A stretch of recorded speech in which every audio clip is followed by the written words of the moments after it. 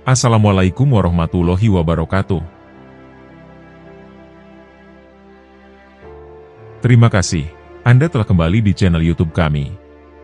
Saluran informasi yang mengkisahkan kisah-kisah Islami, serta kisah para ulama dan kekasih Allah. Kali ini, kami akan membahas tentang 8 Tuan Guru Pulau Lombok. Siapa sajakah mereka? Dan apa keistimewaan mereka, sehingga sangat dimuliakan masyarakat Lombok? Untuk mengetahui jawabannya, simak video kami kali ini hingga akhir.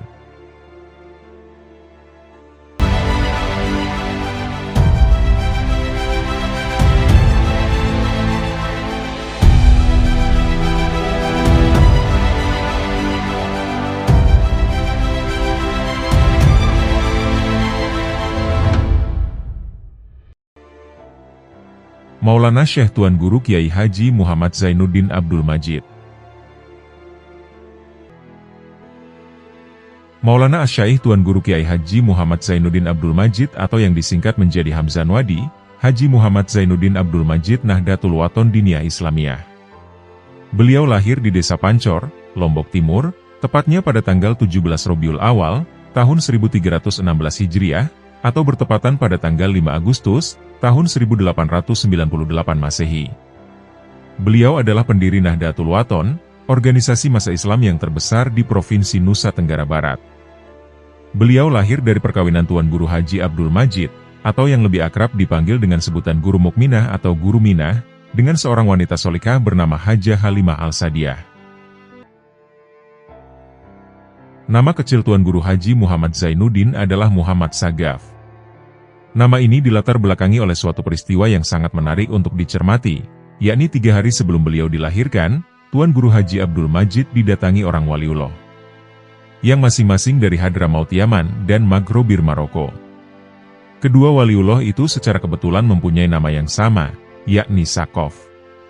Kedua waliullah itu berpesan kepada Tuan Guru Haji Abdul Majid, supaya anaknya yang akan lahir itu diberi nama Sakof, yang memiliki arti atap. Sehingga, kata Sakof jika diindonesiakan menjadi Sagaf, dan sedangkan untuk dialek bahasa Sasak menjadi Segep. Itulah sebabnya, beliau sering dipanggil dengan Gep oleh ibu beliau, Hajah Halimah As-Sa'adiyah. Setelah menunaikan ibadah haji, nama kecil beliau tersebut diganti dengan Haji Muhammad Zainuddin. Nama ini pun diberikan oleh ayah beliau sendiri, yang diambil dari nama seorang ulama besar yang mengajar di Masjid Al-Haram.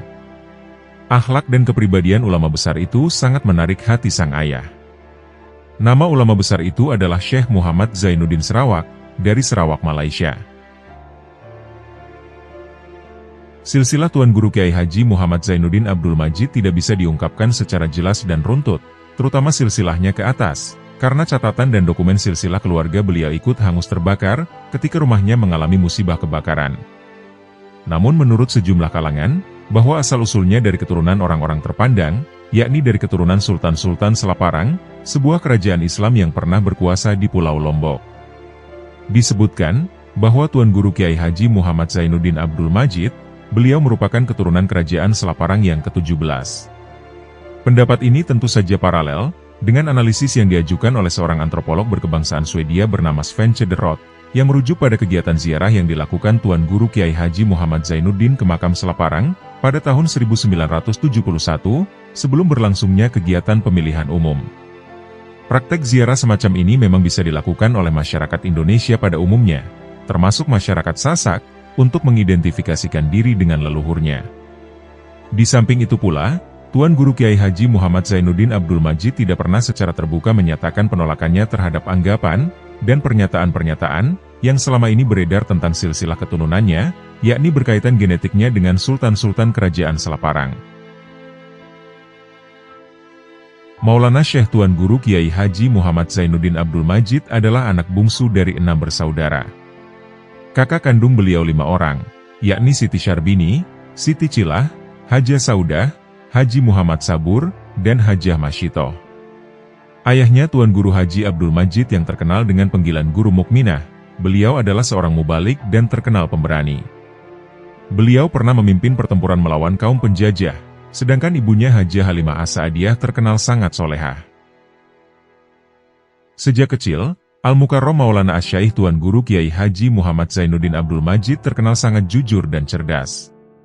Karena itu, tidaklah mengherankan bila ayah bundanya memberikan perhatian istimewa dan menumpahkan kasih sayang begitu besar kepada beliau.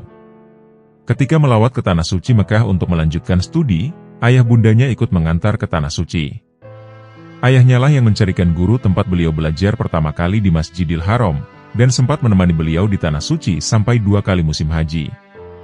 Sedangkan ibunya, Hajah Halimatus Sadiah, beliau ikut bermukim di Tanah Suci mendampingi dan mengasuh beliau, sampai ibunya tercintanya itu berpulang ke rahmatullah 3,5 tahun kemudian, dan dimakamkan di pemakaman Jannatul Ma'la Mekah.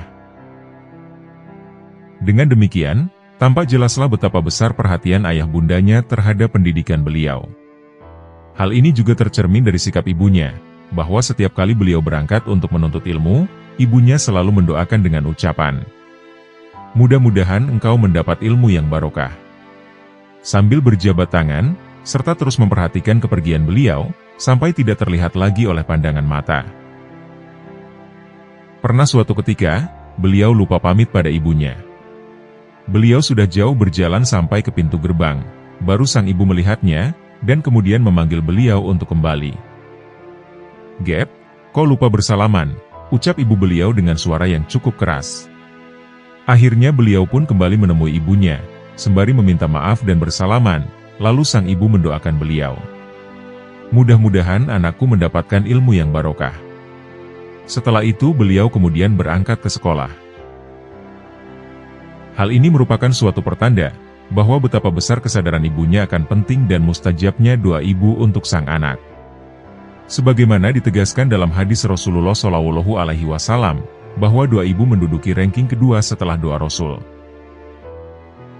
Pengembaraan Tuan Guru Kiai Haji Muhammad Zainuddin Abdul Majid menuntut ilmu pengetahuan, berawal dari pendidikan dalam keluarga, yakni dengan belajar mengaji membaca Al-Quran, dan berbagai ilmu agama lainnya, yang diajarkan langsung oleh ayahnya, yang dimulai sejak beliau berusia 5 tahun.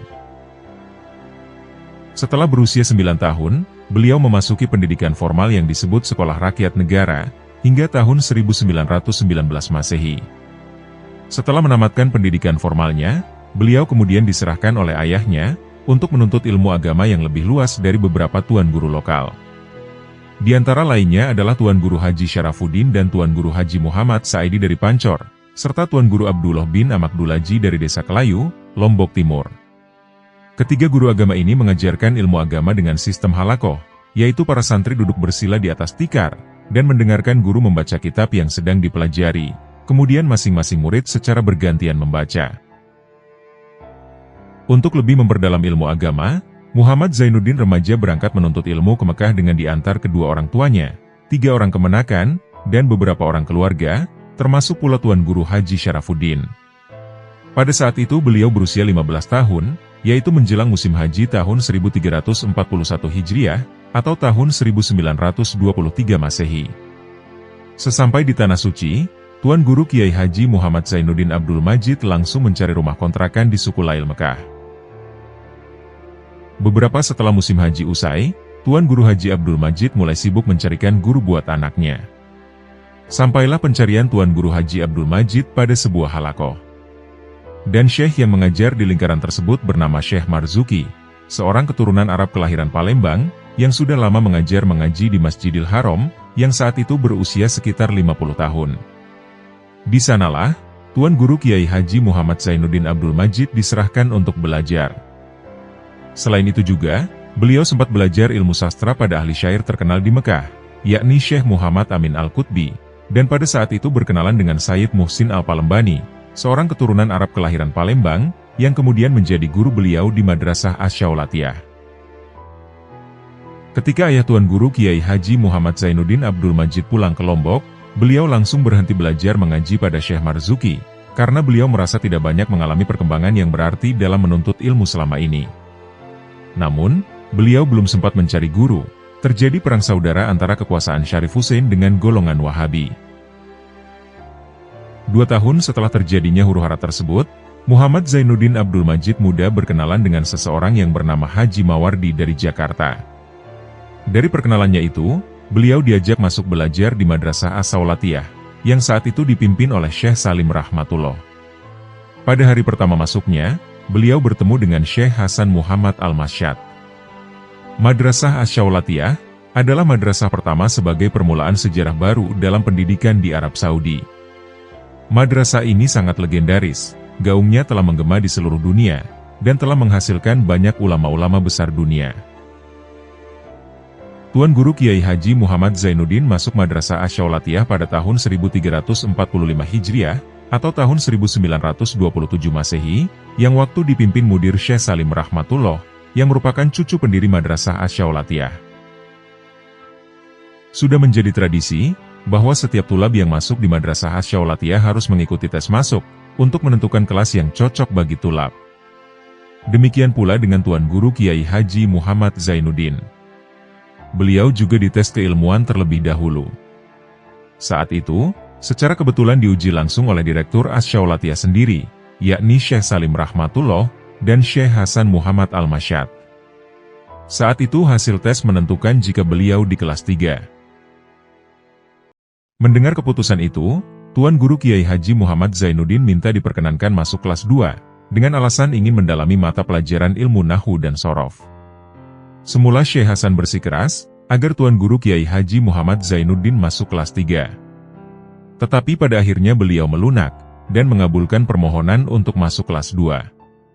Dan sejak itu, Tuan Guru Kiai Haji Muhammad Zainuddin secara resmi masuk Madrasah Asy-Syaulatiyah mulai dari kelas 2. Prestasi akademiknya sungguh sangat istimewa. Beliau berhasil meraih peringkat pertama dan juara umum. Dengan kecerdasan yang luar biasa, Tuan Guru Kiai Haji Muhammad Zainuddin berhasil menyelesaikan studi dalam waktu hanya 6 tahun, padahal normalnya adalah 9 tahun. Dari kelas 2, diloncatkan ke kelas 4, kemudian loncat kelas lagi dari kelas 4 ke kelas 6, kemudian pada tahun-tahun berikutnya naik kelas 7, 8, dan 9. Sahabat sekelas dari Tuan Guru Kiai Haji Muhammad Zainuddin yang bernama Syekh Zakaria Abdullah Bila, mengakui kejeniusannya dan mengatakan, "Syekh Zainuddin itu adalah manusia ajaib di kelasku, karena kejeniusannya yang tinggi dan luar biasa, dan saya sungguh menyadari hal ini. Syekh Zainuddin adalah saudaraku, dan kawan sekelasku. Dan saya belum pernah mampu mengunggulinya, dan saya tidak pernah menang dalam berprestasi, pada waktu saya bersama-sama dalam satu kelas di Madrasah Asy-Syaulatiyah Mekah." Predikat istimewa ini disertai pula dengan perlakuan istimewa dari Madrasah Asy-Syaulatiyah. Ijazahnya ditulis langsung oleh ahli hot terkenal di Mekah, yaitu Al-Hotot Asy-Syaikh Daud Ar-Rumani, atas usul dari Direktur Madrasah Asy-Syaulatiyah. Prestasi istimewa itu memerlukan pengorbanan. Sang ibu yang selalu mendampingi selama belajar di Madrasah Asy-Syaulatiyah, beliau berpulang ke Rahmatullah di Mekah. Maulana Asy-Syaikh Tuan Guru Kiai Haji Muhammad Zainuddin Abdul Majid menyelesaikan studi di Madrasah Asy-Syaulatiyah pada tanggal 22 Zulhijjah, tahun 1353 Hijriah, dengan predikat mumtaz, atau summa cum laude. Setelah tamat dari Madrasah Asy-Syaulatiyah, beliau tidak langsung pulang ke Lombok, tetapi bermukim lagi di Mekah selama 2 tahun, sambil menunggu adiknya yang masih belajar, yaitu Haji Muhammad Faisal. Waktu 2 tahun itu dimanfaatkan untuk belajar, antara lain belajar ilmu fiqh kepada Syekh Abdul Hamid Abdullah Al-Yamani. Dengan demikian, waktu belajar yang ditempuh selama di Tanah Suci Mekah adalah 13 kali musim haji, atau kurang lebih selama 12 tahun.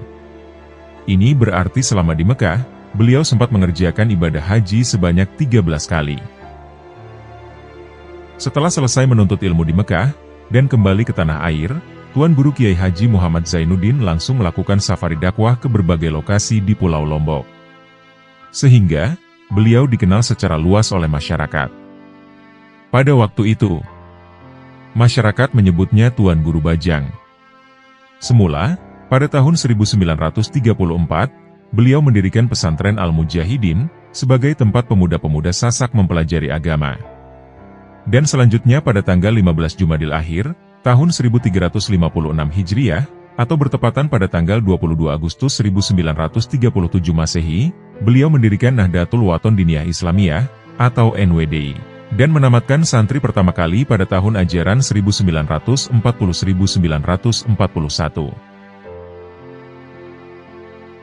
Kesuksesan perjuangan seseorang tokoh atau pemimpin, banyak ditentukan oleh pola kepemimpinannya. Kearifan seorang pemimpin dalam melaksanakan tugas kepemimpinannya akan menentukan keberhasilan perjuangannya. Perjuangan dan kepemimpinan merupakan dua hal yang saling mengkait, karena perjuangan itu akan berhasil baik apabila pola pendekatan yang dipergunakan dalam kepemimpinan itu baik. Di samping itu, kepemimpinan yang arif dan bijaksana akan menghasilkan keberhasilan perjuangan. Maulana Asy-Syaikh Tuan Guru Kiai Haji Muhammad Zainuddin Abdul Majid dikenal sebagai ulama besar di Indonesia, karena ilmu yang dimiliki sangat luas dan mendalam. Demikian juga harisma beliau sebagai sosok figur ulama demikian besar. Beliau adalah tokoh panutan yang sangat berpengaruh, karena kearifan dan kebijaksanaannya. Perjuangan dan kepemimpinan beliau senantiasa diarahkan untuk kepentingan umat. Penghargaan dan penghormatan yang diberikan kepada seseorang yang telah berjasa kepadanya, terutama kepada guru-guru beliau, diwujudkan dalam bentuk yang dapat memberikan manfaat kepada umat. Sebagai contoh dapat dikemukakan, bahwa penghargaan beliau kepada Maha Guru yang paling dicintai dan disayangi, yakni Maulana Syekh Hasan Muhammad Al-Masyad, diwujudkan dalam bentuk Pondok Pesantren Hasaniyah Nahdlatul Wathon di Jenggik, Lombok Timur. Penghargaan kepada Maha Gurunya, Maulana Syekh Sayyid Muhammad Amin Al-Qutbi, diwujudkan dalam bentuk Pondok Pesantren Aminiyah NWDI Bonjeruk Lombok Tengah. Dan penghargaan kepada Maha Gurunya, Maulana Asy-Syaikh Salim Rahmatullah, beliau sudah merencanakan untuk mendirikan sebuah pondok pesantren di Lombok Timur. Pola kepemimpinan yang beliau contohkan tadi, hanya dapat dilakukan oleh orang-orang yang memiliki wawasan ilmu yang dalam, serta pemimpin yang memiliki kearifan dan kebijaksanaan. Demikian pula tentang pendekatan yang beliau lakukan, selalu bernilai pedagogik, dalam arti mengandung nilai-nilai pendidikan. Beliau tidak mau, bahkan tidak pernah bersikap sebagai pembesar yang disegani. Beliau selalu bertindak sebagai pengayom yang berada di tengah-tengah jamaah, dan senantiasa menempatkan diri sesuai dengan keberadaan dan kemampuan mereka. Demikian juga halnya dikala beliau memberikan fatwanya, yang selalu disesuaikan dengan kondisi dan jangkauan alam pikiran murid dan santrinya.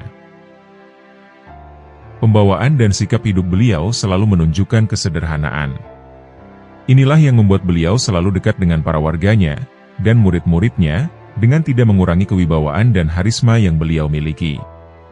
Keluhan yang disampaikan para warga dan muridnya ditampung, didengar, dan dicarikan jalan penyelesaiannya dengan penuh kearifan dan kebijaksanaan, dengan tidak merugikan salah satu pihak.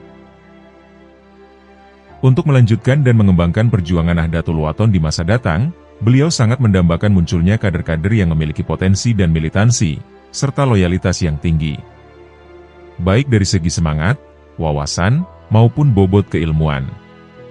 Dalam banyak kesempatan, beliau sering menyampaikan keinginannya, agar murid dan santri beliau memiliki ilmu pengetahuan 10 kali lipat, bahkan 100 kali lipat lebih tinggi daripada ilmu pengetahuan yang beliau miliki. Demikian motivasi yang selalu beliau kumandangkan, supaya murid dan santri beliau lebih tekun, dan berpacu dalam menuntut ilmu pengetahuan, baik di dalam maupun di luar negeri. Dalam menerima dan menghadapi para murid dan santri, serta warga Nahdlatul Wathon, beliau tidak pernah membedakan antara yang satu dengan yang lain.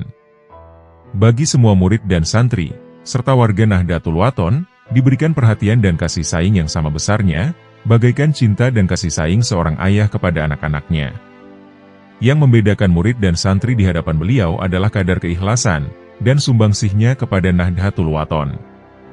Dan, untuk membina dan memonitor kualitas kader Nahdlatul Wathon, beliau mengeluarkan wasiat dalam bahasa Arab, yang artinya sebagai berikut. Dengan menyebut nama Allah dan dengan memujinya, semoga keselamatan tetap tercurah padamu, demikian pula rahmat Allah, keberkatan, ampunan dan ridhonya. Anak-anak yang setia dan murid-muridku yang berakal. Sesungguhnya semulia-mulia kamu di sisiku, ialah yang paling banyak bermanfaat untuk perjuangan Nahdlatul Wathon.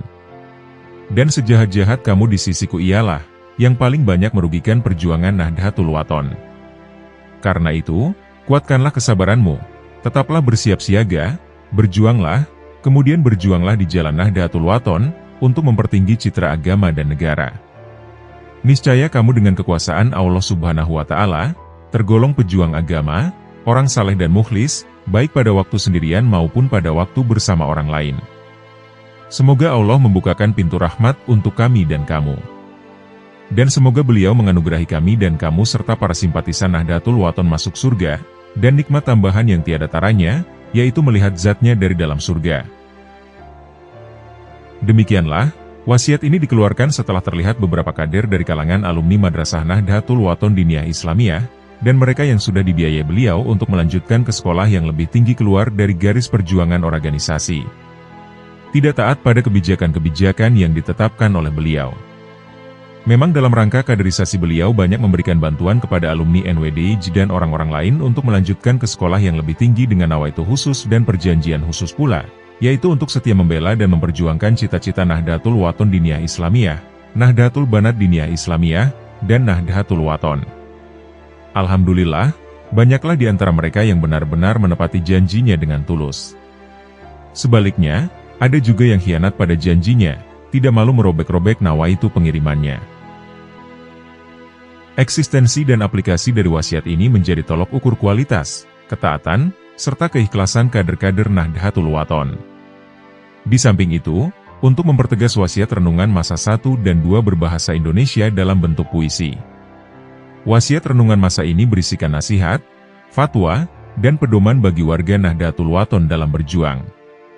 Lahirnya wasiat tersebut merupakan konsekuensi logis dari pola kepemimpinan beliau, yang selalu menekankan hubungan guru dan murid. Beliau adalah figur pemimpin yang selalu menekankan, agar tetap terjalin dan terpelihara hubungan antara guru dan murid. Menurut prinsip beliau, bahwa tidak ada guru yang membuang murid, akan tetapi kebanyakan murid yang membuang guru. Tuan Guru Kiai Haji Muhammad Zainuddin Abdul Majid belajar di Tanah Suci, Mekah selama 13 tahun. Kemudian kembali ke Indonesia pada tahun 1934, atas perintah dari guru beliau yang paling dikagumi, yakni Syekh Hasan Muhammad Al-Masyad. Setiba di Pulau Lombok, beliau mendirikan sekembali dari Tanah Suci Mekah ke Indonesia. Mula-mula beliau mendirikan pesantren Al-Mujahidin pada tahun 1934 Masehi.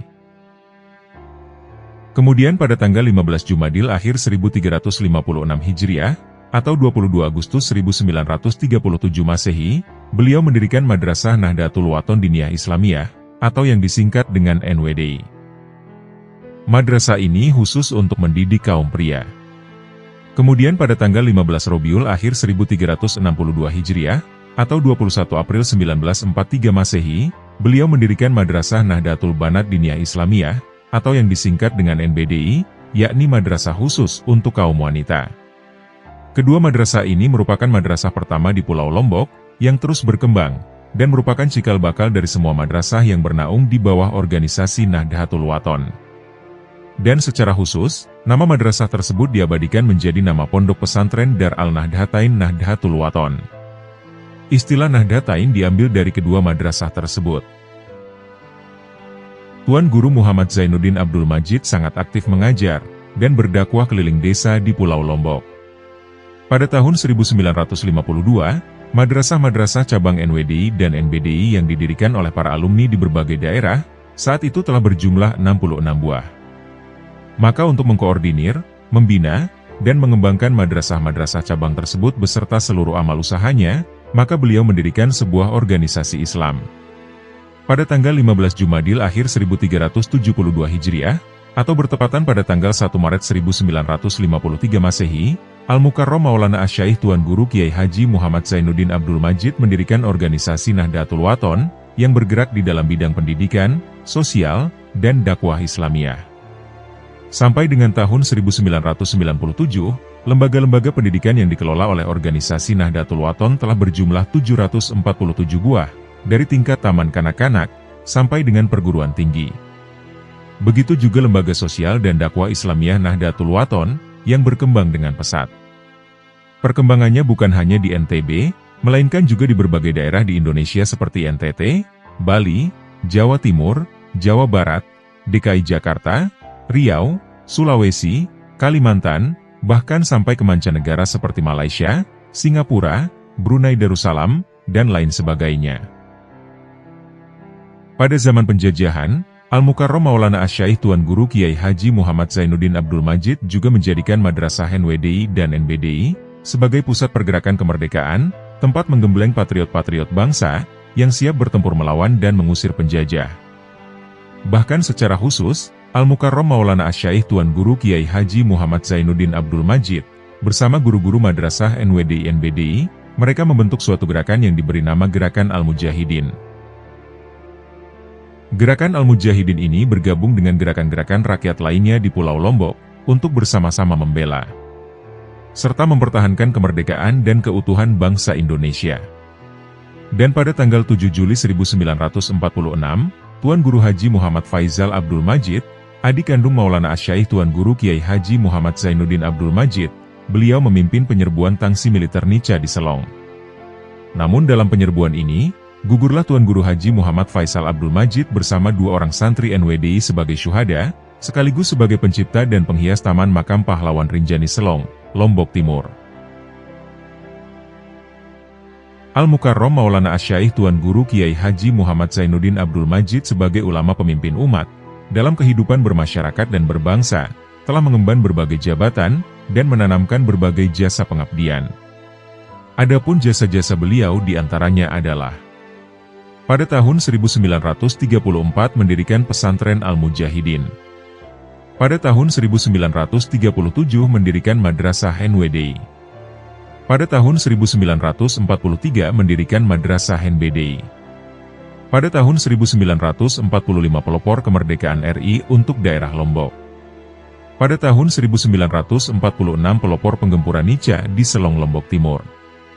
Dan masih banyak lagi peran dan jasa-jasa beliau yang tidak dapat kami sampaikan seluruhnya. Oleh karena banyaknya jasa-jasa beliau itulah, maka pada tahun 1995 beliau dianugerahi Piagam Penghargaan dan Medali Pejuang Pembangunan oleh pemerintah. Di samping itu, Al-Mukarram Maulana Asy-Syaikh Tuan Guru Kiai Haji Muhammad Zainuddin Abdul Majid selaku seorang mujahid, selalu berupaya mengadakan inovasi dalam gerakan perjuangannya, untuk meningkatkan kesejahteraan umat, demi kebahagiaan di dunia maupun di akhirat. Di antara inovasi atau intisar-intisan beliau adalah, menyelenggarakan pendidikan dan pengajaran agama Islam di NTB dengan sistem madrasi, membuka lembaga pendidikan khusus untuk wanita, mengadakan ziarah umum Idul Fitri dan Idul Adha dengan mendatangi jamaah. Di samping didatangi, menyelenggarakan pengajian umum secara bebas, mengadakan gerakan doa dengan berhizib, mengadakan syafaat al-kubro, menciptakan torikot, yakni torikot hizib Nahdlatul Wathon, membuka sekolah umum di samping sekolah agama atau madrasah, menyusun nadzom berbahasa Arab bercampur bahasa Indonesia, dan lain-lain. Sebagai seorang ulama mujahid, beliau telah memberikan keteladanan yang terpuji. Seluruh sisi kehidupan beliau isi dengan perjuangan memajukan agama, nusa dan bangsa. Tegasnya, tiada hari tanpa perjuangan. Itulah yang senantiasa terlihat dan terkesan dari seluruh sisi kehidupan beliau, yang patut dicontoh dan diteladani oleh seluruh pengikut dan murid beliau. Al-Mukarram Maulana Asy-Syaikh Tuan Guru Kiai Haji Muhammad Zainuddin Abdul Majid selaku ulama pewaris para nabi, di samping menyampaikan dakwah bil hal wa bil lisan, juga tergolong seorang penulis dan pengarang yang produktif.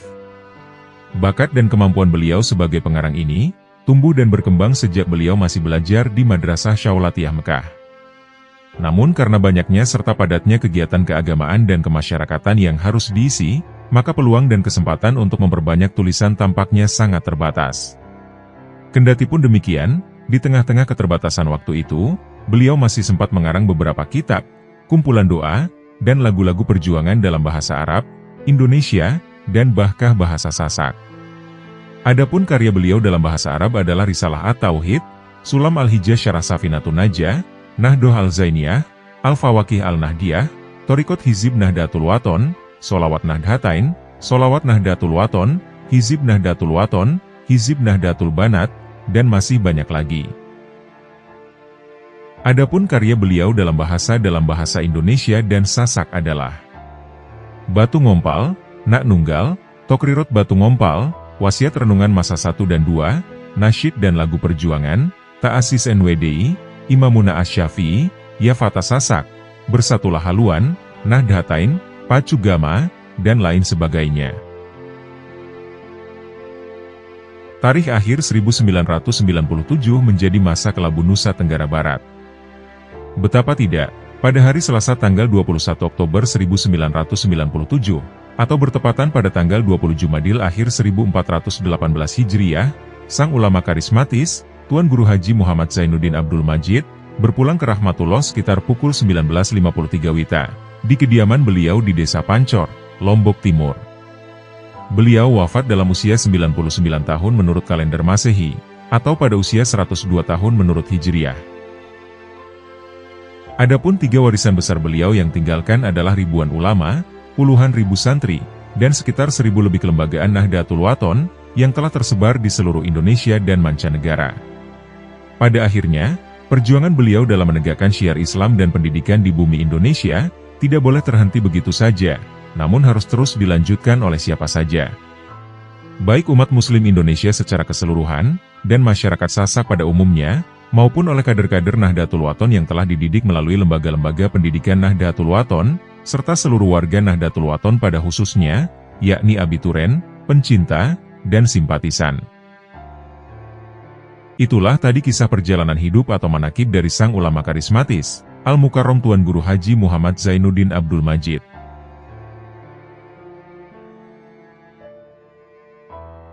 Tuan Guru Haji Umar Kelayu. Beliau terlahir pada tahun 1200 Hijriah. Orang tuanya bernama Kiai Ratna, yang terkenal karena sangat pemurah terhadap fakir miskin dan para musafir. Neneknya bernama Kiai Nurul Huda, yang meninggal sewaktu sholat subuh dalam keadaan sujud. Tuan Guru Haji Umar sangat tekun dalam berdakwah. Beliau memberikan bimbingan pengajian dari satu rumah ke rumah yang lain. Beliau juga rajin mengaji kepada orang alim, cerdas, dan soleh. Tuan Guru Haji Umar Kelayu belajar ilmu-ilmu agama di Pulau Lombok, dan di Tanah Suci Mekah. Secara garis besarnya dapat dijelaskan sebagai berikut. Pada awal mulanya beliau belajar membaca Al-Quran di Tanjung, kemudian ke Sekarbela kepada Tuan Guru Haji Mustafa, dan Haji Amin di Sesela. Pada usia 14 tahun, Tuan Guru Haji Umar diperintahkan ke Mekah untuk naik haji oleh ayahnya, dan berangkat dari Labuhan Haji. Di Mekah, beliau kemudian berguru tentang hadis pada Syekh Mustafa Afifi, Syekh Abdul Karim, dan Syekh Zainuddin Sumbawa. Sedangkan pelajaran sufi, diperolehnya dari seorang ulama di Madinah. Setelah 15 tahun di Tanah Suci, beliau kembali ke kampung halamannya, untuk memberikan berbagai ilmu yang telah diperolehnya dari Mekah. Murid-murid Tuan Guru Haji Umar yang termasuk ulama besar, banyak berasal dari luar Lombok. Antara lain adalah Haji Abdul Fattah dari Pontianak, Haji Dana dari Palembang, Haji Nawawi dari Lampung, Haji Abdurrahman dari Kedah Malaysia, dan Syekh Muhammad Zain Bawean. Bahkan, tokoh pendiri Nahdlatul Ulama, Kiai Haji Hashim Asy'ari, beliau pun pernah berguru kepadanya. Sedangkan yang berasal dari Lombok, antara lain adalah Haji Rais dari Sekarbela, Haji Muhammad Saleh dari Bengkel, Haji Abdul Hamid dari Pejuruk Ampenan, Haji Azhari dari Sekarbela, Haji Abdul Karim dari Praia, Haji Malin dari Pagutan, Haji Syarafuddin dari Pancor, dan Haji Badarul Islam dari Pancor. Selain Tuan Guru Haji Umar, masih terdapat ulama-ulama terkemuka lainnya, dan menjadi sahabatnya. Di antara adalah Tuan Guru Haji Sidik dari Karangkelok, Tuan Guru Haji Ibrahim dari Tanjung Luar, dan Tuan Guru Haji Muhammad dari Mertok. Adapun ulama-ulama yang menjadi sahabat karibnya ialah Syekh Sa'idi bin Muhammad Al-Yamani, Syekh Muhammad Jamal bin Muhammad Al-Amir, Syekh Umar bin Junaid Al-Hadrami, dan Syekh Muhammad Jamal bin Muhammad Al-Amir. Nama-nama lainnya yang sering disebut adalah Syekh Umar bin Junaid Al-Hadromi, Syekh Abdul Qadir Mandailing, Syekh Mukhtar Bogor, Syekh Jamal Al-Maliki, dan Syekhona Khalil Bangkalan. Banyak murid Tuan Guru Haji Umar Kelayu yang di kemudian hari menjadi ulama-ulama besar. Tak sedikit pula yang akhirnya turut bergelar Tuan Guru. Karena itu, beliau pun dikenal sebagai gurunya para Tuan Guru. Selain itu, muridnya juga banyak juga yang menjadi tokoh-tokoh penting di organisasi kemasyarakatan, seperti NU dan Nahdlatul Wathon.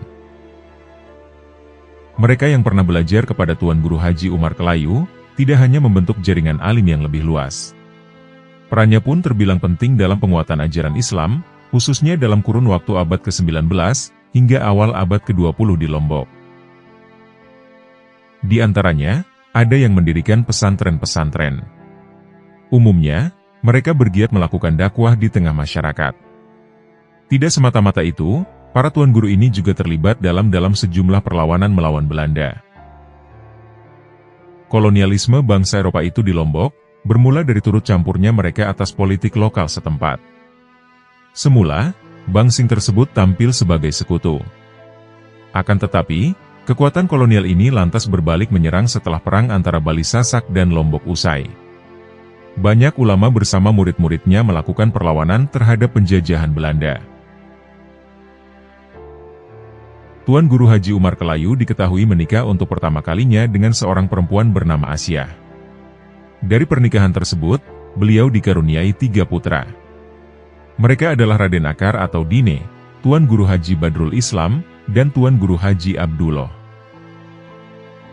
Setelah itu, ulama kelahiran Lombok ini kemudian menikah dengan Hajjah Raden Aminah. Dari pernikahannya yang kedua ini, lahirlah Tuan Guru Ahmad Retetet dan Hajjah Maryam. Tuan Guru Haji Umar Kelayu juga sempat menikah dengan seorang perempuan asal Madura, yakni dengan Hajjah Aminah. Pasangan ini kemudian memiliki putri yang diberi nama Hajjah Hafsah. Adapun pernikahannya dengan Suryati, mereka kemudian dikaruniai 2 putri, yakni Hajjah Subuhiyah dan Hajjah Husniyah. Selama hayatnya, Tuan Guru Haji Umar Kelayu setidaknya pernah menikah 7 kali, dan melahirkan banyak keturunan. Banyak di antaranya yang mengikuti jejaknya, sehingga menjadi seorang ulama juga. Sebagai seorang alumnus Tanah Suci, beliau memiliki jaringan yang luas. Sepulang dari Makkah, Tuan Guru Haji Umar Kelayu sempat berdakwah dan mengajar di tengah masyarakat Lombok. Beliau pun membuka pengajian halakoh, yang metodenya mirip kajian-kajian di Masjidil Haram. Adapun tempat majelis ilmu itu adalah di teras rumahnya sendiri. Cara ini akhirnya semakin terkenal, sehingga jamaah yang hadir pun kian banyak. Bahkan, ada pula yang datang dari luar daerah. Setelah beberapa tahun memberikan pengajian pada masyarakat Lombok, Tuan Guru Haji Umar kemudian berangkat lagi ke Makkah untuk kedua kalinya. Dalam kesempatan ini, beliau diminta untuk mengajar pada pengajian halakoh ma'ahad di Masjidil Haram. Murid-muridnya berasal dari pelbagai penjuru dunia, termasuk dari wilayah Nusantara. Dan mereka semua begitu semangat mendalami ilmu-ilmu agama. Namun, ada kalanya sang Tuan Guru mendapati, murid-muridnya yang berasal dari Asia Tenggara, yang belum begitu menguasai bahasa Arab. Sementara, pengajian halakoh di Masjidil Haram menggunakan kitab-kitab berbahasa Arab. Hal ini membuat mereka sering tidak dapat mengikuti pengajian sesuai yang diharapkan. Atas dasar itu, Tuan Guru Haji Umar kemudian membuka pengajian halakoh, yang saat itu menggunakan pengantar bahasa Melayu. Seperti tercatat dalam manakib para Tuan Guru Lombok, Tuan Guru Haji Umar Kelayu adalah ulama yang paling populer, dan paling diminati para murid dari Lombok. Banyak alasan yang membuatnya sangat digemari oleh para penuntut ilmu, khususnya yang dari Lombok. Dalam salah satu penelitiannya yang berjudul Intelektualisme Pesantren, Studi Genealogi dan Jaringan Keilmuan Tuan Guru di Lombok, Adi Fadli menjelaskan argumen yang paling memungkinkan untuk menjelaskan hal tersebut. Menurutnya, Tuan Guru Haji Umar Kelayu merupakan putra Sasak, yang mengenal baik karakteristik para penuntut ilmu dari daerahnya. Menurut sebuah riwayat, Tuan Guru Haji Umar Kelayu lebih banyak memberikan pengajian di Makkah, daripada mengajar di Lombok. Bahkan, di kota tersebut beliau telah membuka sebuah toko kitab. Karena ketinggian ilmunya, beliau pun kemudian diangkat sebagai Imam Masjidil Haram hingga akhir hayatnya. Setelah cukup lama mengajar, dan melakukan pembaruan di tengah masyarakat, baik di Lombok maupun Makkah, kesehatannya mulai menurun. Hal ini bermula sejak tahun 1928 Masehi. Beliau pun lebih banyak istirahat dalam memberikan pengajian di luar rumah. Masyarakat Lombok Nusa Tenggara Barat kerap menggelari ulama-ulama mereka dengan sebutan Tuan Guru. Panggilan kehormatan itu tidak hanya menandakan pengakuan publik atas tingginya keilmuan mereka. Gelar tersebut pun mengisyaratkan rasa takzim yang tulus. Salah seorang dai karismatik yang lahir di Pulau Seribu Masjid ialah Tuan Guru Haji Umar Kelayu. Beliau adalah seorang ulama yang tidak hanya berdakwah secara lisan, tetapi juga tulisan. Hal ini terbukti oleh banyak kitab karyanya. Umar Kelayu merupakan seorang ulama yang berhaluan Ahlus Sunnah wal Jamaah. Dalam hal fikih, dirinya bermazhab Imam Syafi'i. Salah satu kitab fikih yang diajarkannya adalah Fathul Qorib. Ini merupakan syarah atau penjelasan dari kitab Al-Ghayah wa Takrib, karangan Al-Qodi Abu Syuja. Tuan Guru Haji Umar Kelayu juga mengubah banyak syair dan nadzom. Sejumlah karyanya amat terpengaruh oleh Barzanji. Isinya menghaturkan puji-pujian tak hanya kepada Nabi Muhammad SAW, tetapi juga generasi sahabat, tabi'in, dan tabi'it tabi'in. Sayang, beberapa buku karyanya saat itu belum ditemukan. Hingga akhir hayatnya, baru ditemukan dua buah kitab yang jelas-jelas ditulis Tuan Guru Haji Umar Kelayu. Pertama, kitab Manzarul Amrad fi Bayani Qita'atin Minal I'tiqad. Karya ini menjadi salah satu rujukan utama tentang tauhid. Buku yang ditulis pada 1295 Hijriah tersebut menjadi referensi, antara lain di Pondok Pesantren Darul Quran Bengkel pada pertengahan abad ke-20. Isinya menjelaskan tentang konsep-konsep ketuhanan dalam aliran Asy'ariyah. Kitab ini banyak mengutip tulisan Syekh Zainuddin Sumbawa dari Sirajul Huda, yang merupakan syarah dari Ummu Al-Barahin, karya Imam Sanusi. Tuan Guru Haji Umar Kelayu juga menulis kitab berjudul Al-Ulu Al-Mansur, fi Maulid Al-Musyaffa Al-Mansur. Buku ini ditulisnya pada 1342 Hijriah. Kitab tersebut menjelaskan tentang sejarah Rasulullah SAW. Baik Manzarul Amrad maupun Al-Ulu Al-Mansur dicetak di Percetakan Mulia Surabaya, tepatnya pada 1369 Hijriah, atau 1949 Masehi. Karangan Tuan Guru Haji Umar Kelayu ini, menjadi amal jariah yang tak lekang oleh waktu. Dengan menulis kitab, beliau juga telah mewariskan ajaran-ajaran Islam, dari satu generasi ke generasi berikutnya, hingga saat ini. Tuan Guru Haji Umar Kelayu selalu memberikan keteladanan kepada umat. Ucapan dan tindakannya selalu seirama, sehingga beliau pun menjadi sosok yang paling disegani di kalangan masyarakat Lombok. Ulama besar yang pernah menjadi guru di Masjidil Haram ini memiliki prinsip, hidup untuk berjuang, bukan berjuang untuk cari hidup. Tuan Guru Haji Umar Kelayu tidak mewariskan harta, jabatan, pangkat ataupun gelar, tetapi mewariskan keluhuran budi. Perjalanan dakwahnya sangat terasa dari Nusantara sampai Timur Tengah. Bahkan, di kampung halamannya beliau banyak melahirkan, dan membesarkan para tuan guru yang ada di Lombok. Pada tanggal 8 Rabiul Akhir, tahun 1349 Hijriah, Tuan Guru Haji Umar kembali berangkat haji. Beliau kemudian meninggal dunia di kampung Mispalul, dan dimakamkan di Jannatul Ma'ala Mekah, yang berdekatan dengan makam Imam Ibnu Hajar Al-Haytami.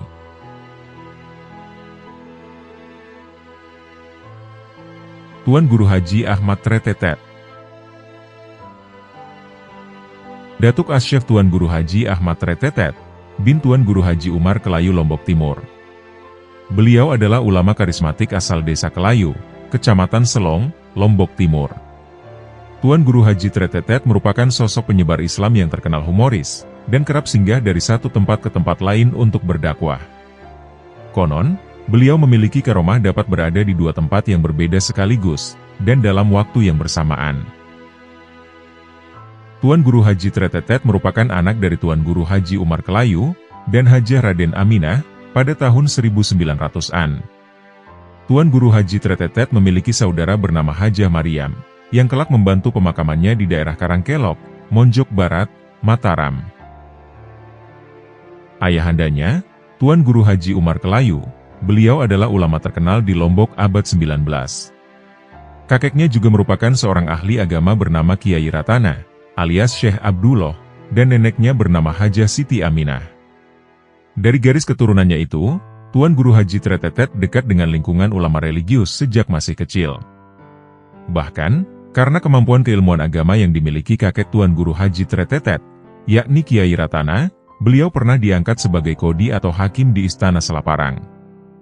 Ditarik lebih jauh, yakni kakek sang ayah, yakni Kiai Nurul Huda, beliau juga merupakan putra dari seorang penghulu agung di Kerajaan Selaparang. Kendati berpenampilan sederhana, dan kerap berjalan kaki, Tuan Guru Haji Tretetet sesungguhnya memiliki keturunan bangsawan, dan dari ulama-ulama besar. Belum diketahui, kapan tepatnya Tuan Guru Haji Tretetet lahir. Kelahirannya diperkirakan, tidak lama setelah ayahnya kembali dari menuntut ilmu di Makkah, yakni menjelang abad 20. Namun dari papan informasi yang tertera di makamnya, diketahui bahwa Tuan Guru Haji Tretetet wafat pada 19 Desember 1985. Di papan tersebut, tidak dituliskan waktu lahir maupun usia terakhirnya. Ada juga mitos yang beredar, bahwa Tuan Guru Haji Tretetet tidak meninggal. Beliau hanya menghilang, atau berpindah ke belahan bumi yang jauh. Waktu beliau dimakamkan, kain kafannya lemah seperti tidak berisi jenazah, kata sang penjaga makam Syekh Ahmad Tretetet. Tuan Guru Haji Tretetet dimakamkan di makam Karangkelok, Monjok Barat, Kota Mataram. Makam tersebut dibuka 24 jam bagi peziarah. Bahkan, pintu bangunan makam Tuan Guru Haji Tretetet tidak digembok, dan hanya diberikan sampiran yang terbuat dari kayu pada daun pintunya. Meski tak memiliki pondok pesantren, seperti ulama-ulama Nusantara pada umumnya, Tuan Guru Haji Tretetet memiliki murid yang terbilang banyak. Sang penjaga makam beliau pernah bercerita, bahwa makam ulama yang dikabarkan sakti tersebut sering dikunjungi orang-orang dari luar daerah Lombok. Mereka berasal dari wilayah yang sangat jauh, seperti dari Medan, Palembang, Banyuwangi, hingga Malaysia. Katakanlah sekarang misalnya beliau tiba-tiba bersama kita, di waktu yang bersamaan beliau bisa saja sedang berada di tempat lain. Sering kejadian seperti itu terdengar. Ucap sang penjaga makam, ketika ia menceritakan mitos-mitos yang berkembang tentang Tuan Guru Haji Tretetet. Berkat karomahnya itulah, konon, Tuan Guru Haji Tretetet memiliki murid hingga ke negeri jiran. Sang penjaga makam juga menjelaskan, bahwa Tuan Guru Haji Tretetet adalah ulama yang senang berjalan kaki, sehingga dari satu tempat ke tempat lain, sembari beliau mensiarkan Islam. Beliau memiliki ciri-ciri penampilan ikat pinggang yang terbuat dari kulit pohon kelapa, dan mengenakan pakaian serba putih. Tuan Guru Haji Tretetet juga senang tertawa kepada siapa saja. Beliau merupakan sosok yang ramah. Sampai-sampai, tawanya terdengar renyah bagi siapa saja yang mendengar. Mau orang itu Hindu, Kristen, Buddha, semua dirangkul sama beliau. Sosoknya tidak kenal bulu dan agama, dan dia senang bergaul. Tutur sang penjaga makam Syekh Ahmad Tretetet. Karena kemampuan bersosial Tuan Guru Haji Tretetet itulah, hingga saat ini banyak para peziarah yang merupakan umat dari agama di luar Islam, datang untuk berkunjung ke makamnya sambil berdoa. Dari berbagai sumber menyebutkan, selama hidupnya, Ahmad Tretetet dikenal sebagai ulama yang senang dengan anak kecil. Bahkan, tidak jarang beliau memberikan sesuatu kepada anak-anak yang ditemuinya di perjalanan. Syekh Ahmad Tretetet juga dikenal sebagai orang santun dan murah senyum. Selain karena gemar bersama anak-anak kecil dan terus berjalan dari rumah ke rumah mengabdikan ilmunya, julukan Ahmad Tretetet menurut satu sumber karena dari mulutnya selalu mengeluarkan suara tretetet. Beliau juga biasa mengucapkan kata halal, sambil tertawa lucu. Tuan Guru Tretetet juga dikenal orang sebagai sosok misterius. Tuan Guru Haji Ahmad Tretetet dikenal sebagai ulama yang berbeda dengan ulama lainnya pada zaman itu. Tuan Guru Haji Ahmad Tretetet wafat pada 19 Desember 1985.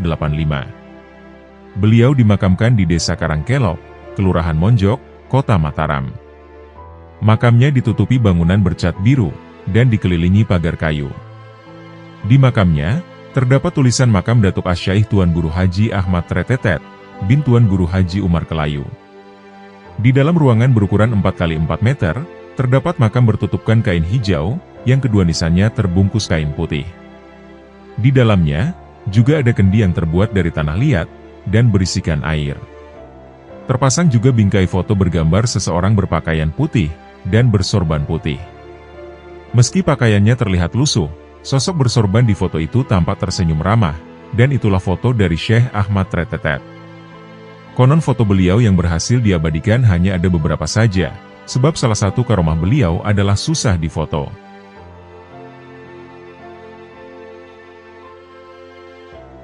Tuan Guru Haji Muhammad Saleh Hambali Bengkel. Nama kecil beliau adalah Muhammad Saleh. Beliau merupakan putra bungsu dari 8 bersaudara, dari pasangan Hambali dan Halimah. Muhammad Saleh dilahirkan pada hari Jumat tanggal 7 Ramadan, dan bertepatan dengan tahun 1893 Masehi. Kisah hidup beliau hampir mirip dengan kelahiran Rasulullah. Ketika beliau masih dalam kandungan berumur 6 bulan, ayahnya dipanggil menghadap Yang Maha Kuasa. Ketika beliau berumur 6 bulan, ibundanya tercinta menyusul ayahandanya, sehingga beliau pun menjadi yatim piatu. Tuan Guru Haji Muhammad Saleh Hambali mulai belajar mengaji pada usia 7 tahun. Beliau mengaji dengan teratur dan tekun, pada salah seorang guru Al-Quran yang ahli tajwid bernama Ramli, alias Guru Sumbawa, di desa kelahirannya di Bengkel. Setelah itu, beliau melanjutkan pendidikannya ke Mekah Al-Mukarramah sejak tahun 1912, sampai dengan tahun 1921. Semasa di Mekah, beliau berguru pada ulama fiqh, tafsir, tasawuf dan ilmu-ilmu agama yang lainnya. Adapun guru-guru beliau di Mekah adalah Syekh Said Al-Yamani, Syekh Hasan bin Syekh Said Al-Yamani, Syekh Alawi Al-Maki, Syekh Hamdan Al-Maghrobi, Syekh Abdus Sattar Hindi, Syekh Said Al-Hadrawi Maki, Syekh Muhammad Arsyad, Syekh Soleh Bafadol, dan Syekh Ali Umairoh Al-Fayumi Al-Misro. Selain belajar pada ulama di Mekah, beliau juga belajar pada ulama yang berasal dari Indonesia, seperti Tuan Guru Haji Umar dari Sumbawa, Tuan Guru Haji Muhammad Irsyad dari Sumbawa, Tuan Guru Haji Usman dari Sarawak, Kiai Haji Muhtar dari Bogor, Kiai Haji Misbah dari Banten, Tuan Guru Haji Abdul Ghani dari Bali, Tuan Guru Haji Abdul Rahman dari Bali, Tuan Guru Haji Usman dari Pontianak, Tuan Guru Haji Umar dari Kelayu, Tuan Guru Haji Abdul Hamid dari Pagutan, Tuan Guru Haji Asyari dari Sekarbela, dan Tuan Guru Haji Yahya dari Jerowaru. Adapun beberapa karya beliau seperti Taklim Al-Shibyan Bei Gayat Al-Bayan, yang berisi tentang tauhid, fiqh, tasawuf, yang ditulis tahun 1354 Hijriah, dan dicetak di Surabaya.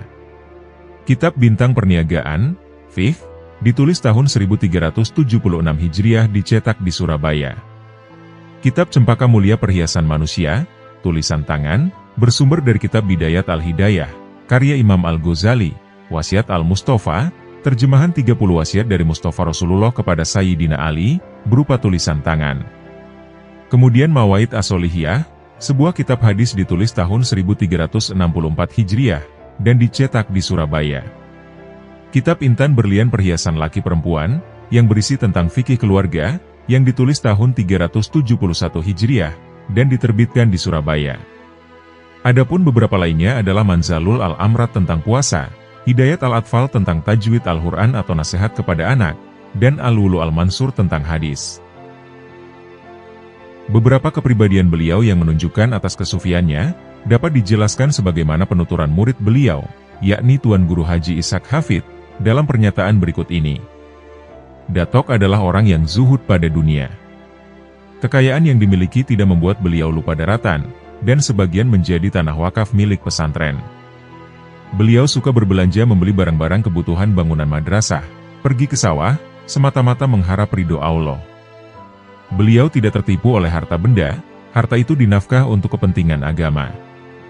Beliau belanjakan untuk fakir miskin, anak yatim piatu, orang tua jompo, santri-santri yang kehabisan bekal. Hidup beliau begitu sederhana, qanaah, bersih, suka memakai minyak wangi, dan memakai pakaian putih. Tuan Guru Haji Muhammad Saleh Hambali wafat pada hari Sabtu tanggal 15 Jumadil Akhir, yang bertepatan dengan tanggal 7 September 1968, pukul 7 WITA. Sebelum wafat, beliau berwasiat kepada keluarga dan segenap santrinya, yang terurai dalam sebuah lintasan kalimat indah dan bermakna berikut ini. Yang pertama, peliharalah persatuan dan kesatuan di antara sesamamu. Yang kedua, belajarlah pada guru yang beraliran Ahlus Sunnah wal Jamaah. Yang ketiga, peliharalah yayasan perguruan Darul Quran, dan usahakanlah agar berkembang lebih baik. Tuan Guru Haji Muhammad Saleh Hambali tak pernah pergi, karena ilmu dan amalnya terus mengalir, yang dilestarikan oleh generasi berikutnya.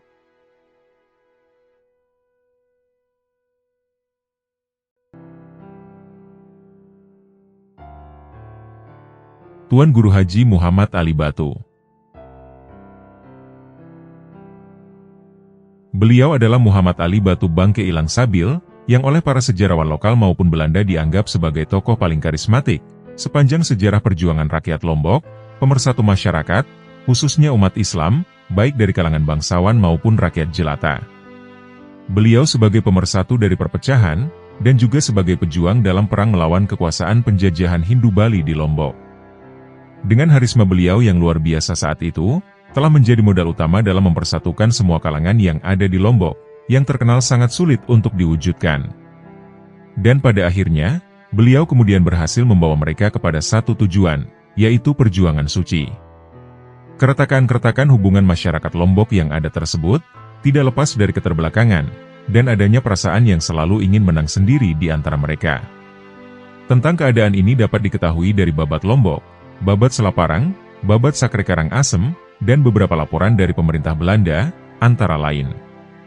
Tentang harisma beliau yang luar biasa itu, dapat diketahui dari sebuah laporan pemerintah Belanda, yang menjelaskan sebagai berikut. Di tanah ini, Lombok, Haji Muhammad Ali menebarkan benih torikotnya, yang menurut catatan Belanda disebut dengan sekte Nakasabandria. Orang-orang berdatangan kepada Muhammad Ali di Sakre, minta dibiat masuk torikotnya. Kaum bangsawan dan juga rakyat jelata menganggap suatu keberuntungan, apabila diperbolehkan bergabung dalam barisan para murid yang melakukan ziarah ke tempat kediaman Sang Guru Suci. Demikian isi laporan yang pernah ditulis Belanda.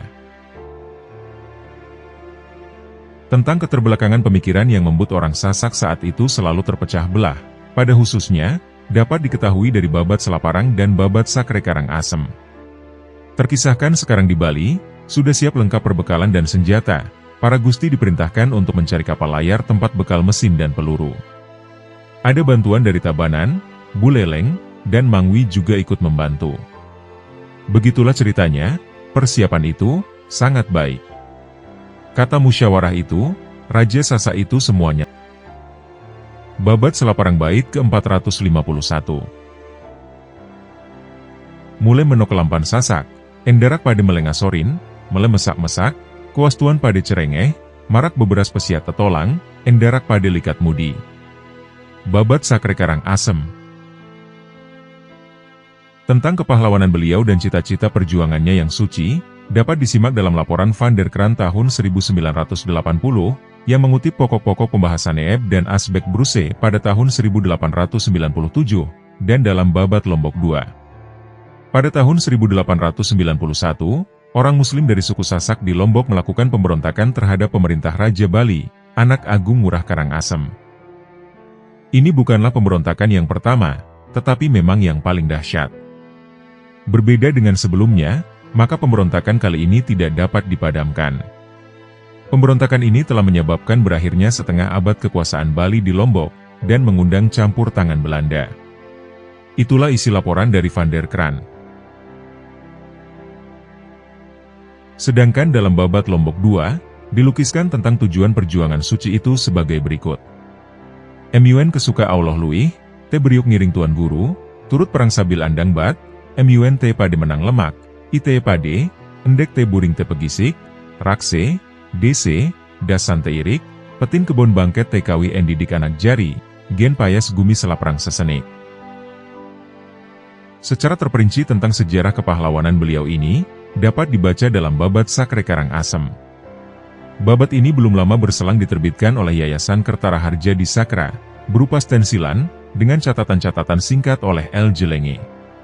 Adapun khusus tentang sejarah perjalanan keguruan beliau dalam tasawuf atau torikot, maka dapat disimak dari kisah yang dituturkan oleh Bapak Guru Syekh Abdus Somad Habibullah sebagai berikut.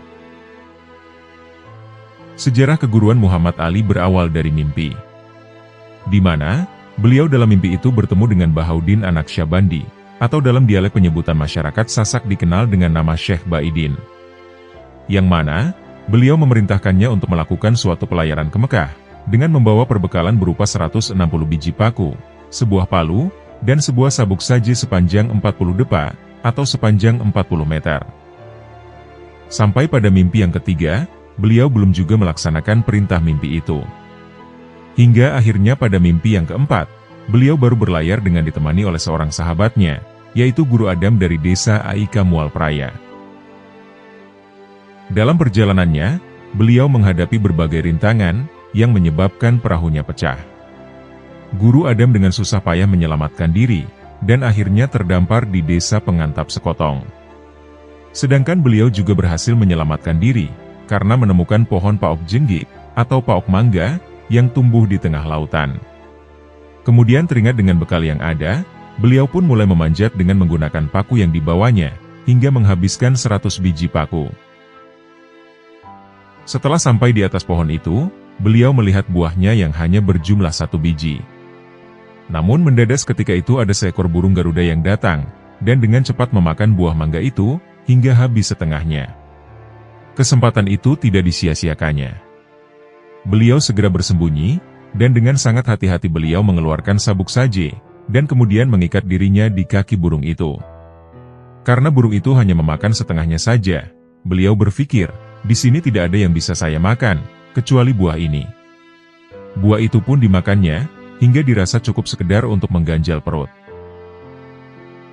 Setelah burung itu terbang jauh, hingga sampai ke tengah hutan, yang dalam dialek Sasak disebut dengan hutan Serandik, yang ada di negeri Mesir. Beliau lalu melepaskan ikatan sabuknya untuk segera turun, sebelum burung itu sadar dan melihatnya. Malang baginya, di tengah hutan itu beliau dikepung sekawanan binatang buas serigala, yang menyebabkannya harus segera menyelamatkan diri dengan memanjat sebatang pohon, dengan menggunakan sisa 60 biji paku yang dibawanya.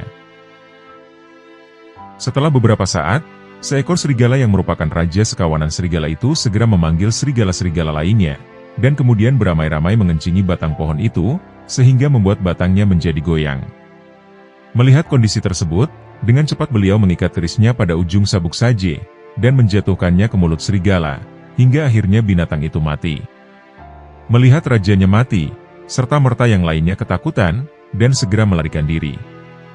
Dengan perasaan lega dan penuh rasa syukur yang mendalam, beliau segera turun untuk menguliti binatang itu, hingga kulitnya dapat dijadikan sebagai pakaian penghangat. Di perjalanan selanjutnya beliau melewati Sungai Nil. Di sana terdapat tempat di sungai itu, yang airnya dapat mengubah segala benda yang jatuh di dalamnya membatu, atau menjadi keras bagaikan batu. Karena hal tersebut, beliau pun menjadi takut dan ragu untuk menyeberang. Akan tetapi beliau tidak berputus asa, dan segera diambilnya debu untuk bertayamum, dan kemudian melaksanakan sholat sunnah. Usai mengerjakan sholat, beliau berdoa mohon kepada Allah Subhanahu wa Ta'ala, agar segera dipertolongan dari kesulitan yang dihadapinya. Allah Subhanahu wa Ta'ala mengabulkan doanya, dengan menurunkan hujan badai dahsyat, yang menyebabkan sebatang pohon besar tumbang, dengan posisi melintang seperti sebuah titian di atas sungai itu. Dengan hati-hati, beliau lalu berjalan di atas pohon yang tumbang itu, dan berhasil melewati sungai tersebut. Namun karena rasa penasaran dengan apa yang dilihatnya, beliau mencoba untuk membuktikan dengan mencelupkan jari telunjuknya ke dalam sungai. Dengan kekuasaan Allah Ta'ala, jari beliau segera berubah membatu, menjadi keras bagaikan batu.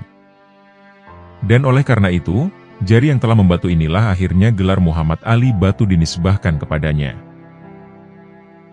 Singkat cerita, sampailah beliau di sebuah desa di negeri Mesir, dan mendapatkan sambutan yang luar biasa dari masyarakatnya. Oleh masyarakat setempat, beliau kemudian diarah ke istana raja atau sultan. Karena sultan tertarik dengan kulit binatang yang dibawanya, maka dibelinya kulit binatang itu seharga dengan 4 kantung uang, dengan maksud untuk dijadikan jimat. Di desa itu beliau menginap di rumah seorang penghulu agama, yang menceritakan kepadanya, bahwa syekh yang selama ini beliau cari itu, pada tiap 3 tahun sekali datang berkunjung ke desa tersebut, dan dengan rupa yang berbeda-beda. Dan itulah sebabnya, mengapa ketika beliau datang ke desa itu, beliau disambut dan diarah ke istana raja. Hal itu tidak lain karena beliau dianggap sebagai sang syekh. Penghulu itu juga menambahkan, bahwasanya syekh tersebut kini sedang melakukan suluk di Jabalil Asir, atau Gunung Asir, yang terletak di negeri Yaman. Setelah mendengar cerita itu, Muhammad Ali mohon agar diantarkan ke tempat tersebut. Penghulu itu menjawab, bahwa beliau tidak berani pergi ke tempat di mana syekh berholwat. Kemudian Muhammad Ali berkata, "Bila Anda tidak berani atau tidak sanggup ke tempat itu, maka cukuplah Anda tunjukkan di mana arah menuju tempat itu. Maka oleh penghulu itu permintaan beliau dikabulkan. Akhirnya, mereka pun melakukan perjalanan ke tempat tujuan. Ketika mereka telah dekat, penghulu itu kemudian menunjukkan tempat, yang oleh Muhammad Ali merupakan tempat yang tidak asing lagi baginya. Hal itu disebabkan, karena beliau beberapa kali melihatnya di dalam mimpi. Dan sebagai tanda terima kasihnya, atas pertolongan penghulu yang telah menunjukkan tempat itu, beliau menghadiahkan kepadanya seluruh uang, yang sebanyak 4 kantong, tanpa tersisa sedikit pun. Ini merupakan iktibar atau contoh, bahwa ilmu hakikat adalah ilmu yang tidak ternilai, dan juga tidak bisa ditukar atau dibandingkan dengan harta berapapun banyaknya, walau hanya sekedar ditunjukkan tempat menurutnya saja, apalagi sampai dapat menerimanya. Ibro ini hendak menjadi renungan bagi setiap jamaah, untuk terus bersyukur kepada Allah Subhanahu wa Ta'ala, karena tidak semua orang mampu berpikir akan tingginya ilmu ini, dan juga tidak semua orang sanggup menghargainya, sebagaimana Muhammad Ali telah menghargainya. Setelah itu beliau pun bertemu dengan Syekh Baidin, dan langsung mengucapkan salam kepadanya. Namun, beliau sangat terkejut sesampai di hadapan Syekh Baidin. Beliau bukannya mendapat sambutan sebagaimana yang diharapkan. Akan tetapi malah sebaliknya, beliau malah mendapat makian.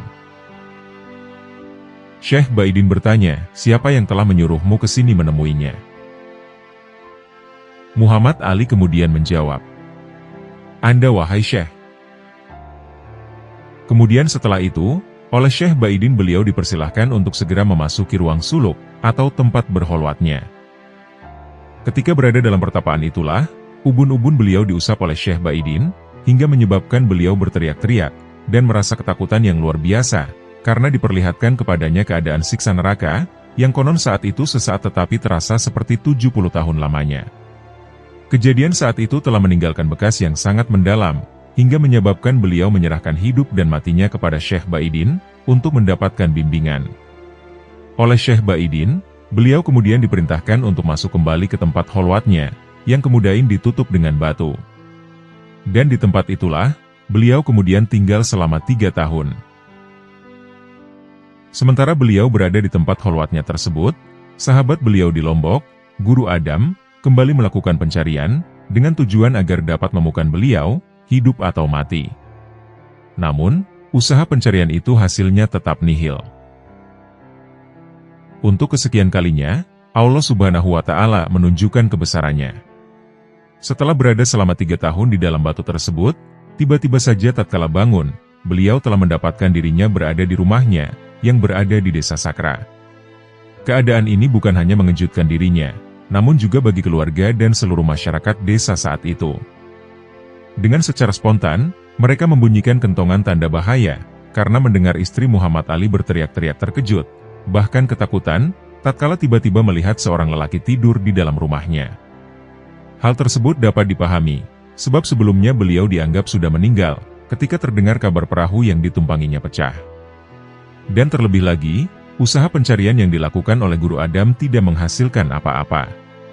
Keadaan kembali tenang, setelah beliau menjelaskan kepada masyarakat semua, atas peristiwa yang dialaminya, hingga akhirnya kembali ke desa Sakra.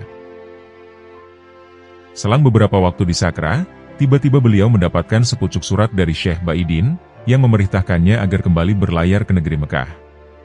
Dengan pesan, apabila telah mendekati pelabuhan Jeddah, nanti pada hari Jumat tengah hari, untuk segera masuk ke sebuah masjid yang terletak di tengah lautan, untuk melaksanakan sholat Jumat di sana. Kemudian beliau pun berangkat lagi, dan sampai di tempat itu pada waktu yang sesuai dengan apa yang tertulis dalam surat. Ketika beliau memasuki masjid, nampak suasana sepi tanpa seorang pun berada di dalam.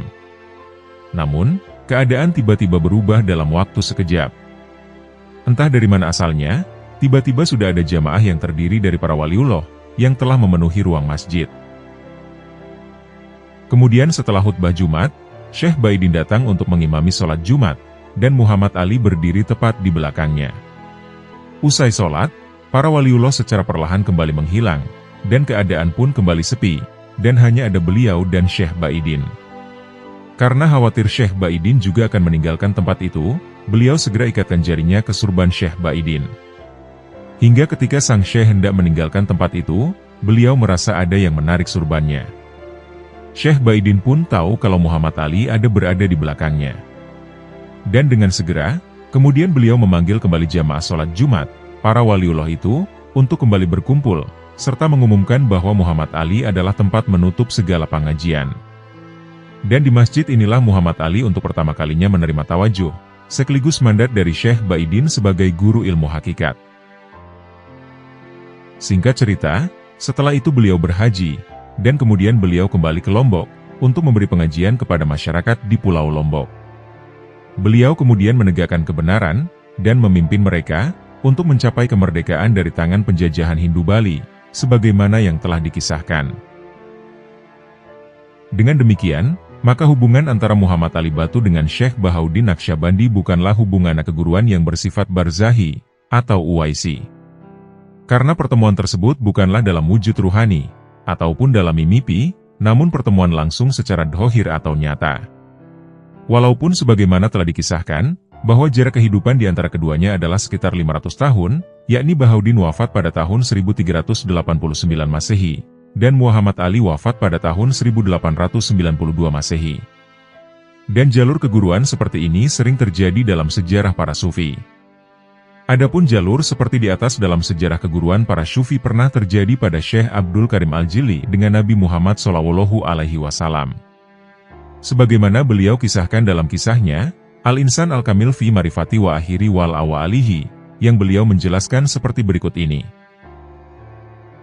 Suatu ketika, saya pernah bertemu dengan dia, dalam bentuk persis seperti Syekh saya, Syekh Syarafuddin Ismail Al-Jabarti. Akan tetapi, saya tidak mengetahui bahwa dia, atau Syekh itu, sebenarnya adalah Nabi Muhammad. Karena setahu saya, bahwa dia itu adalah Syekh. Ini adalah suatu penglihatan yang saya dapati di Zabit Yaman, pada tahun 796 Hijriah. Maka hakikatnya yang ada dalam peristiwa itu adalah bahwa Nabi Muhammad, yang mempunyai kekuatan untuk menampilkan diri dalam setiap bentuk. Sang Guru Suci, pemersatu umat, dan pahlawan pada Perang Lombok, Haji Muhammad Ali Batu. Beliau menghembuskan nafas terakhirnya pada tanggal 15 Maulid, tahun 1310 Hijriah. Atau bertepatan tanggal 7 Oktober, tahun 1892 Masehi. Beliau wafat dalam suatu pertempuran, yang menyebabkan beliau mendapatkan gelar Muhammad Ali Batu Ilang Sabil, yang artinya mati syahid. Jenazah beliau kemudian dimakamkan di Desa Sakra, Lombok Timur.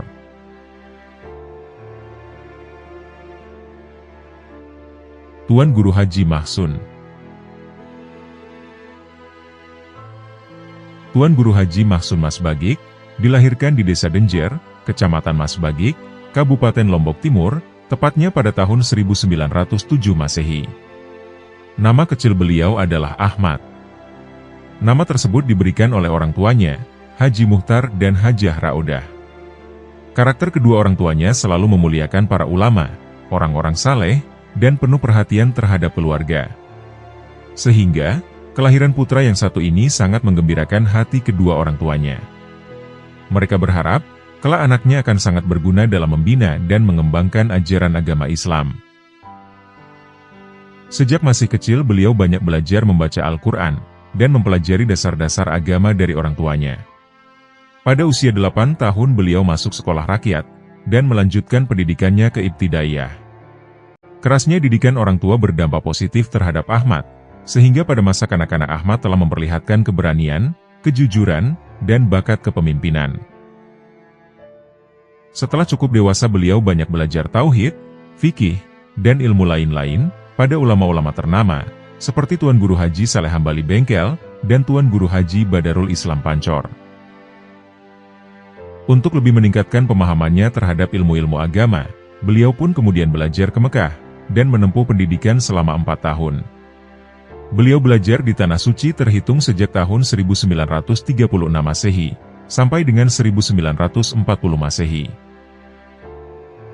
Setelah pulang dari Mekah, beliau banyak memberikan pembinaan dan pengembangan agama Islam kepada masyarakat, yang hampir di berbagai tempat di seluruh Lombok Timur. Lembaga pendidikan yang berdiri berkat jasa-jasa beliau adalah Yayasan Pendidikan Nahdlatul Ummah, atau Yadinu, dan Al-Ijtihad di Denjer. Kedua lembaga pendidikan tersebut sampai sekarang masih eksis. Gerakan-gerakan Tuan Guru Haji Mahsun dalam mengembangkan dan memberikan pelajaran agama Islam bukan hanya kepada orang tua. Beliau pun bergabung dalam organisasi Nahdlatul Ulama dan pada tahun 1936 Masehi, mendirikan lembaga pendidikan diniyah. Lembaga pendidikan tersebut didirikan bersama tokoh-tokoh seperti Tuan Guru Haji Muhammad Zain, Bangket Kebon atau Kebun Lauk, Tuan Guru Haji Hasbullah Polak Penyayang, Tuan Guru Haji Asid Muzahar Bila Sundung, Tuan Guru Haji Abdul Hakim, dan Tuan Guru Haji Muhammad. Perkembangan selanjutnya beliau mendirikan Sekolah Pendidikan Guru Agama, atau PGA, yang kemudian dilebur menjadi Madrasah Wajib Belajar, atau MWB. Dan pada tahun 1968, beliau keluar dari organisasi Nahdlatul Ulama dan membentuk organisasi yang berdiri sendiri, yang diberi nama Organisasi Robhito. Selanjutnya dalam organisasi tersebut membentuk wadah Yayasan Pendidikan Nahdlatul Ummah, atau Yadino.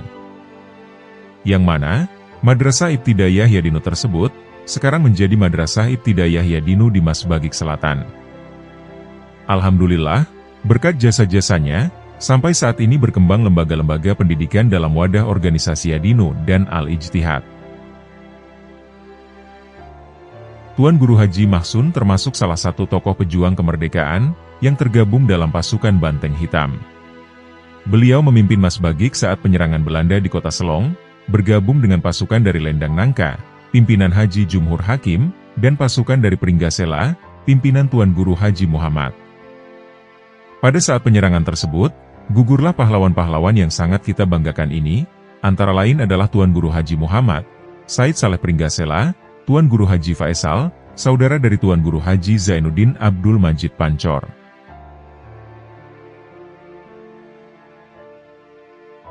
Tuan Guru Haji Muhammad Mutawalli Yahya Al-Kalimi, Jerowaru. Tuan Guru Haji Muhammad Mutawalli Yahya Al-Kalimi. Beliau adalah seorang ulama besar yang pernah dilahirkan di Pulau Lombok. Nama kecil beliau adalah Imron. Beliau dilahirkan pada tahun 1921 Masehi di Kampung Direk, Desa Jerowaru Kabupaten, Lombok Timur. Ayahnya seorang yang diberikan nama populer Guru Yahya, atau Guru Yahye. Julukan 31 guru diberikan kepada ayahandanya, karena beliau tekun, aktif, dan rajin menjadi guru ngaji. Sedangkan ibundanya bernama Inak Nasar. Pengembaraannya dalam menuntut ilmu berawal dari pendidikan keluarga, kemudian disekolahkan di Sekolah Belanda Yolskol pada tahun 1927 Masehi, sampai dengan 1930 Masehi. Setelah menyelesaikan sekolah rakyat, beliau melanjutkan studi di Kediri Lombok Barat, pada salah seorang tuan guru yang terkenal akan kesolehan dan keilmuannya, yaitu Tuan Guru Haji Lalu Abdul Hafidz. Imron dikenal sebagai orang yang tekun, soleh, dan cerdas. Pada saat belajar di Lombok Barat inilah, Imron mulai bersentuhan dengan kitab-kitab klasik yang membahas Nahwu, Shorof, Tauhid, Ushul Fikih, dan Fikih. Kemudian sekitar tahun 1945, beliau berangkat ke Mekah Al-Mukarromah. Setelah beliau pulang dari Tanah Suci, beliau berkiprah melakukan pembinaan keluarga dalam membangun sumber daya manusia. Beliau juga dianggap mampu mengubah pola pikir masyarakat, yang menganut paham animisme, dinamisme, dan pengikut ajaran Islam waktu telu, yang masih berkembang luas di masyarakat. Tuan Guru Haji Muhammad Mutawalli Yahya Al-Kalimi juga berkiprah dalam berbagai bidang, terutama dalam pengembangan dunia pendidikan. Adapun langkah yang beliau lakukan adalah seperti membuka majelis taklim, membuka lembaga pendidikan dasar seperti Lembaga Pendidikan Nahdlatul Awam, Pondok Pesantren Darul Aitam, dan lain-lain. Dalam bidang sosial, beliau juga banyak berkiprah. Bersama masyarakat, beliau juga membuat jalan raya, jembatan, serta membangun panti sosial. Dalam bidang ekonomi, beliau juga membangun pasar rakyat, dan membuka lahan pertanian. Sedangkan dalam bidang politik, beliau juga mengikuti berbagai organisasi politik seperti Masyumi dan Golkar. Tuan Guru Haji Muhammad Mutawalli Yahya Al-Kalimi wafat pada tanggal 4 Rojab, tahun 1403 Hijriah, atau bertepatan pada tanggal 4 April, tahun 1984 Masehi, di Jerowaru. Jenazah Tuan Guru Haji Muhammad Mutawalli Yahya Al-Kalimi kemudian dimakamkan di dekat kediaman beliau. Lautan manusia berbondong-bondong membanjiri pemakaman beliau, baik dari kalangan pemerintahan, maupun para alim ulama, serta masyarakat umum.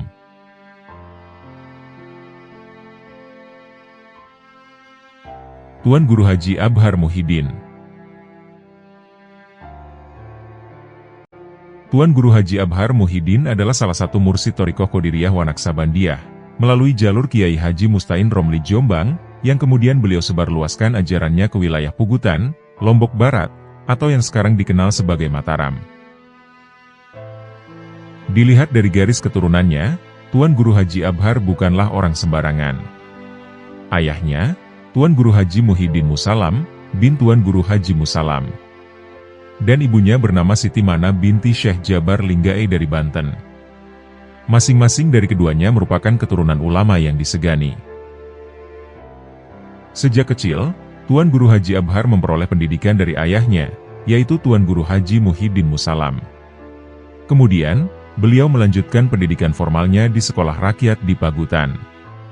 Selanjutnya beliau juga belajar agama ke Darul Ulum Ampenan, yaitu madrasah setingkat aliyah, di bawah asuhan Sayyid Abdurrahman Assegaf, ulama lulusan Universitas Al-Azhar Kairo, selama 12 tahun. Selepas dari pendidikannya di Darul Ulum, Tuan Guru Haji Abhar mendalami ilmu agama lebih jauh bersama dengan Tuan Guru Haji Saleh Hambali Bengkel, untuk berguru kepada Kiai Haji Mustain Romli Jombang, dan menekuni Thariqah Qadiriyah Wanaksabandiah. Sekembalinya dari Jombang, Tuan Guru Haji Abhar aktif dalam berdakwah dan mengisi pengajian-pengajian di Pagutan, dan daerah lainnya di Pulau Lombok. Dengan bekal ijazah dari Kiai Haji Mustain Romli, beliau semakin terdorong untuk mengembangkan tarekat tersebut di Lombok. Karena keaktifannya dalam berdakwah, jamaah Thariqah di bawah naungan Tuan Guru Haji Abhar Muhyiddin berhasil mencapai ribuan orang, yang tersebar di berbagai kabupaten, seperti dari Kabupaten Lombok Timur, Lombok Tengah, Lombok Barat, Lombok Utara, dan Kota Mataram. Pada tahun 1950, sepulangnya Tuan Guru Haji Abhar dari ibadah haji, beliau mulai mendirikan majelis ilmu di serambi rumahnya, yang hanya berukuran 6 kali 3 meter, dan menamai pengajian tersebut dengan Darul Falah.